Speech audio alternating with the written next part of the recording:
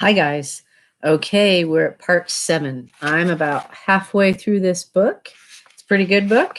We left off with the boys getting lost in the hills. Dad thinking he knows where he's going, but he's got him lost. And now he's had to shoot the horse because he rolled the wagon or at least one of the horses that pulled the wagon. So we'll start right there.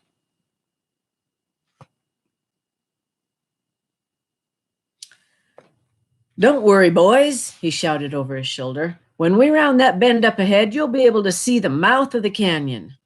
I felt cheered up enough to start whistling. My whistling stopped suddenly as we rounded the bend in the canyon. Instead of the mouth of the canyon, I saw a 1,000-foot-high wall of granite forming another blind canyon. The river ran downhill all right, just as Papa said it would, but this river went right under that 1,000-foot wall of granite, forming an underground river. Papa dismounted. He folded his arms and stared at that granite wall as if it had the nerve of being there. I knew we were hopelessly lost and began to cry. "Stop that blubbering, J.D.," Tom said. "It will upset Papa." "I think Dad is already upset," Sven said. "We are lost for sure. I've only about a dozen shells left in my rifle, and I doubt if Dad has any shells left for that shotgun." "Who needs shells?" Tom asked. "Let's build a lean-to for Papa first and then set some deadfall traps." Papa sat down on a boulder and stared at the granite cliff as though if he stared at it long enough, it would disappear. Us boys unsaddled Dusty and unpacked Bess. We hobbled them and turned them loose to graze. "Dad has got us into a mess," Sven said as he got the axe and we had salvaged from the wreck. "If it was just a mess, I wouldn't care," I said. "But I think Papa has got us lost in these mountains." "Crying over spilled milk won't do any good," Tom said. "We've got to make camp and make sure we have something to eat. Let's get busy." We followed Sven to a grove of aspen trees. We found 2 strong Y-shaped branches on them. Sven cut them off with an axe. Tom cut the small branches off them with his jackknife. We went back to where we were going to make our campsite. With his jackknife, Tom dug 2 holes about 6 inches deep and about 10 feet apart. We stuck the aspen poles in the holes and with the Y on top and packed dirt around them. By that time, Sven joined us with a straight branch of a tree from which he had chopped off all the branches. Tom stripped enough bark from it to make thongs with his jackknife. Then we put the pole between the Ys on the poles in the ground and lashed them together with bark. We got a piece of tent we'd salvaged and draped it over the pole between the 2 Ys. Then we put rocks all around the edge of the piece of the tent so the wind wouldn't blow it away. Next, we cut some pine branches and carried them into the tents to use for a mattress. "That will take care of Papa," Tom said. "We can sleep in our blankets around the campfire. Now for some deadfalls." We walked back along the bank of the river until we came to a game trail used by animals that came down to the river to drink at night. While Tom carved sticks for some deadfalls, Sven and I found 3 big flat slabs of rock, which we carried to the game trail. We waited until Tom had carved the notches in the sticks to spring the trap of the deadfall. Then I picked some wild clover along the bank of the river. Tom used some blades of wild grass to tie the clover to the end of the stick that would trigger the deadfall. Then he set the figure 4 of the deadfall with 3 sticks together in their notches. He held the figure 4 while Sven and I carefully placed one end of one of the flat slabs of rock on top of it. When a rabbit or any other small game animal nibbled on the bait on the end of the bait stick, it would dislodge the notches on the other 2 sticks and cause the flat rock to fall on it and kill it or stun it so that it would be under the rock in the morning. When we returned to our campsite, Papa was still sitting on the boulder. Tom and I made a campfire. Sven went hunting and used 2 of his precious shells to kill a rabbit and a quail, which we had for supper. I was scared and felt like crying, and Papa sure didn't help matters after we'd finished eating. "I don't want to alarm you boys," he said as he puffed on his pipe, "but things look quite serious." Sven doubled up his knees and held them with his hands.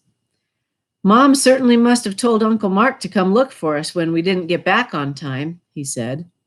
Where would he look? Papa asked. He had no idea where we were going except up Beaver Canyon. But he could find the tracks of the horses and buckboard, Sven said. You're forgetting that cloudburst we had, Papa said. It certainly washed out any tracks made by horses in the buckboard. I couldn't hold back the tears any longer and began to cry. We're going to die, I sobbed. We certainly aren't going to die, Papa said. I read an article one time about a man who was lost in the Rocky Mountains for 5 years. He managed to live on small game, fish, pine nuts, and wild berries until he finally was rescued by some trappers. Then Papa stood up and stretched. I think it's time to bed down now, he said. Papa went into the lean-to. We wrapped ourselves in our blankets and lay down around the fire. Papa sure didn't make me feel any better with that story of the man lost for 5 years. We were going to die in these mountains. I would never see Mama or Aunt Bertha or any of my friends again. Someday, maybe some renegade Indians might find us and scalp us and torture us to death. That would perhaps be better than living the rest of our lives in this wilderness. But we hadn't seen any sign of Indians. That meant only one thing. Someday, some intrepid explorer or trapper would come across our bleached bones and wonder if they were the bones of white men or Indians. We were doomed to die in this wilderness. Tom touched my shoulder. For gosh sakes, J.D., he whispered, stop that bawling and go to sleep. I can't help it, I cried softly. We're doomed to live the rest of our lives in these mountains like Paiute Indians, eating grasshoppers, ants, wild berries, pine nuts. Will you shut up with that doomed business? Tom interrupted me. You don't think for a minute I'd let my great brain get us lost in these mountains, do you? I felt like crying and laughing at the same time. What a fool I'd been when my brother and his great brain, I had been when I had my brother and his great brain with us. God bless your great brain, I said, and promptly fell asleep. The next morning, we found we'd caught 2 rabbits in our deadfalls and 4 trout on our night fishing poles. We ate the trout for breakfast and saved the rabbits. Papa was very quiet. After we'd finished eating, Papa went back to the boulder and started staring at that 1,000-foot-high granite cliff as if trying to come to some decision. We had just finished washing the tin plates and knives and forks when he motioned to us. Boys, he said as we stood in front of him. I'd never seen his face so serious. I think we should start building a log cabin. How are you going to build a log cabin without a saw and a hammer and nails and things? Sven asked. Same way the early pioneers did, Papa answered, using the bark of aspen trees to bind the logs together and mud from the banks of the rivers to chink up the cracks between the logs. And there is a ledge of flat rock over there we can use to build a fireplace. We must prepare for the worst and hope for the best. Maybe years before some friendly Indians or some trapper finds us. Tom shook his head. Isn't it silly to start building a cabin when Uncle Mark will be riding in here in a few days? He asked. That's impossible, Papa said. That cloudburst washed away all our tracks. No, it didn't, Tom said. I knew when we turned off the logging camp road that we might get lost. I used rocks to make markers that wouldn't wash away, and I cut markers on trees no cloudburst could destroy. That is why I was lagging behind all the time. If my calculations are correct, Uncle Mark should be riding in here in 2 or 3 days. If we just stay here. You don't think my great brain would let us get lost, did you, Papa? Papa and Sven stared at Tom bug-eyed for a moment, until they both began to smile happily. Papa got off the boulder and patted Tom on the shoulder. I'm proud of you, son, he said. It was foolish of me to try and find a shortcut out of these mountains without marking our trail. Then Papa had a second thought about what he had just said. He staggered back to the boulder and sat down. He covered his face with his hands as if he were going to cry. What's the matter with him? Sven asked. I don't know, Tom answered. Suppose we find out. Tom walked up close to Papa. What's the matter? He said. I told you we were going to be saved.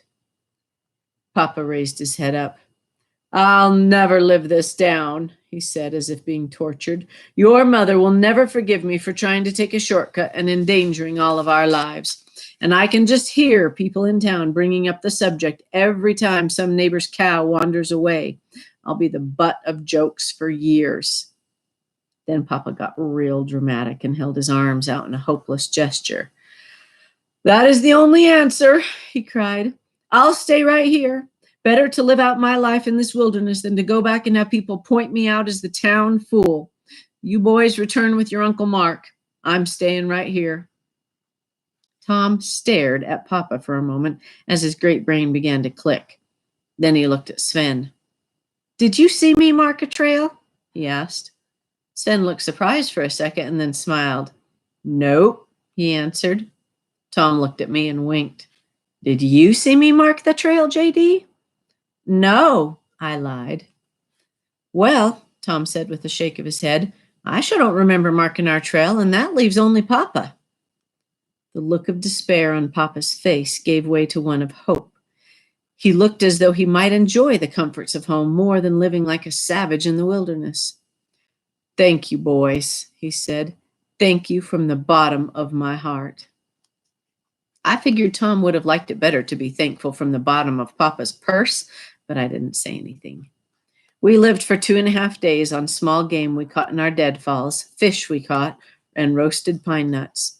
On the afternoon of the 3rd day, Uncle Mark rode into our camp on his white stallion, leading 2 pack horses.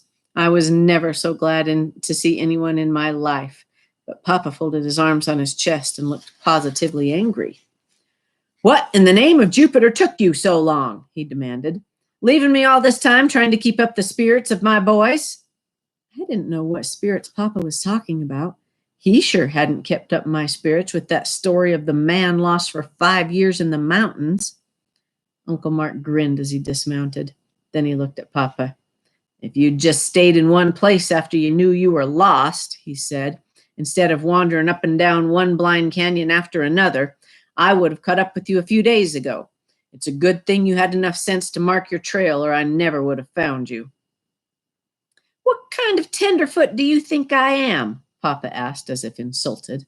You certainly don't think for a moment that I'd try to take a shortcut out of these mountains without marking my trail, do you?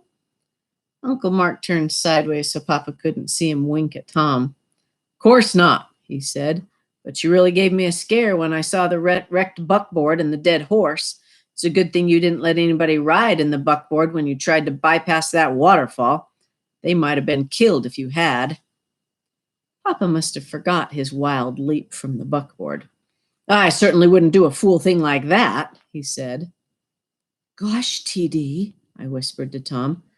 Papa is lying like all get out. Would you rather have him tell a few little white lies or have everyone in Aidenville think he was a fool? Tom asked. But your great brain saved us and Papa's taking all the credit, I protested. I know, you know, and Sven knows. And Uncle Mark knows I marked the trail, Tom said. But that is as far as it will ever go. We aren't even going to tell Mama. I thought about it for a moment and knew Tom was right. It would be bad enough for everybody in Aidenville to think Papa was a fool, but letting Mama know that she had married one would certainly break her heart. That's the end of chapter 3. Chapter 4, Tom scoops Papa's newspaper. Every Tuesday, it was Tom's and my job to deliver the weekly edition of Papa's newspaper.